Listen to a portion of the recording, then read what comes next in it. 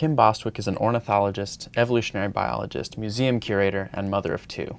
She's lived a life and a career revolving around birds, and she kindly sat down with me to share some reflections on her experience, as well as some advice for aspiring ornithologists. Take a listen. There's definitely sort of a story that we like to tell about people who were destined to become whatever they become from the time they were born until the time they die. And I definitely don't feel like I've followed that path. I'm Kim Bostwick. I am a research associate at Cornell University. I work in the Museum of Vertebrates. I grew up in a small town, and I was a kind of a nature-loving girl. I was spending a lot of time out in some woods and fields behind my house. For me, birds, prior to about 1992, birds were lovable because they were animals like any other animals. So frogs, birds, mammals, everything were kind of in the same pot for me. They were all great.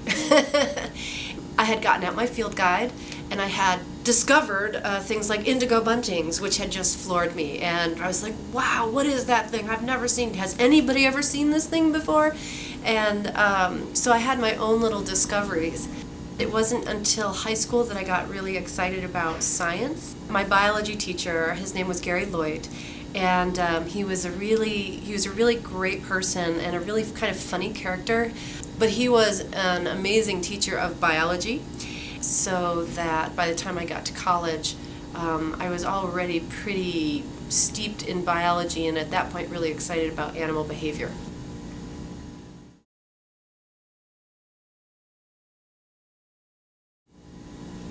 So the whole dead bird thing is kind of funny for me in retrospect, because certainly if you told my 10-year-old self that I was going to be not only managing dead birds, but enthusiastically managing dead birds, I would have thought that I had obviously turned over to the dark side. You know, I would have been very skeptical. But in fact, I got into the museum world. I was attracted to this whole diversity perspective and became just very excited about museum collections. A lot of people think museums are sort of Noah's Arks, where you come and there's a representative of each species just so you can know what they look like. And then they're left with the question, well, why would you have more than one or two representatives? It's because they're not Noah's Arks. You don't just want to know about what a species looks like. You want to know what it looks like across its range and how it's changing through time, and how the things that it eats changes through time, or how the specifics of the place that it's located influences what it looks like or behaves like. So the context you get from a museum collection that you can't get anywhere else is the temporal and geographic variation. Any animal that's alive on this planet, it grows up in some place and some time. It experiences things, and as it does so, it sort of builds those things into its body, whether it's its DNA or the isotopes of the water or food that it eats or the pollutants that it's exposed to. And when an animal dies, trapped in its body is all of this information. And so it's a little bit like forensic biology, where you've got the materials, and all you need to do is ask the right questions, and you can extract the right answers out of those animals. And when you know a few examples of when that's been done and how important it can be for conservation, it just becomes, you suddenly become on a mission where you feel like what I'm doing is important and contributes to both the science and the conservation of these things I love. I'm on the mission, and that's why dead birds. All of us who are in museums are lovers of birds. We don't want them dead, but when they are dead, we know what to do with them.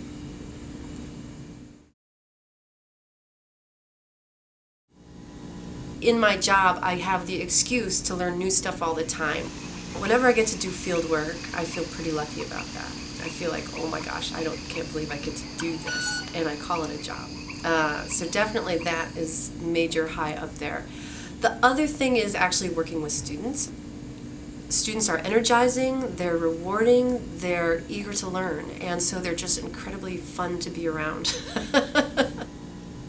One of the great things about being a biologist is the more you know, the more there is out there that will just shock you and rock your world when you learn something. Like recently, I was going to do an interview and they wanted me to talk about star-nosed moles. I don't know particularly much about star-nosed moles, so I looked up star-nosed moles.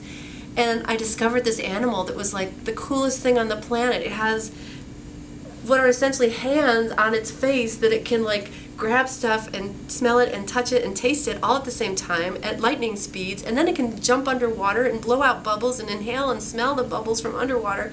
It was just like, it just rocked my world for like a whole day. I was just like, there's nothing so cool as this. And so my job is cool in that I get to sort of, like I say, life is a banquet, and I get to kind of sample and experience these things just randomly every once in a while, and that's terrific.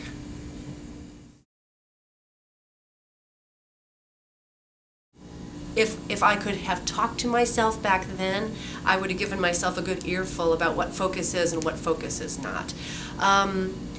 I definitely felt like, on the one hand, forcing myself to say that I loved some certain subject or some certain species more than any other subject or species was like picking between children or something like that and saying, well, I love that child most. It just felt wrong and unnatural.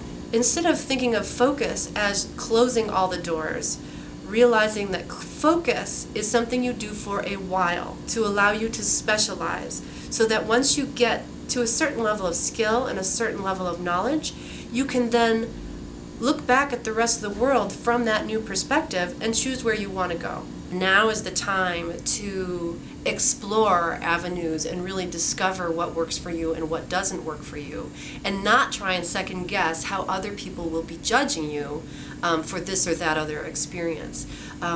If you do that, you run the risk of not discovering something that was made for you and your particular interests and skill set. So I would definitely say you have to, and you have to protect this too. You have to say, this is what I'm interested in, I'm going to explore it. Focus has always led me down a meandering path, but always to places I've wanted to be.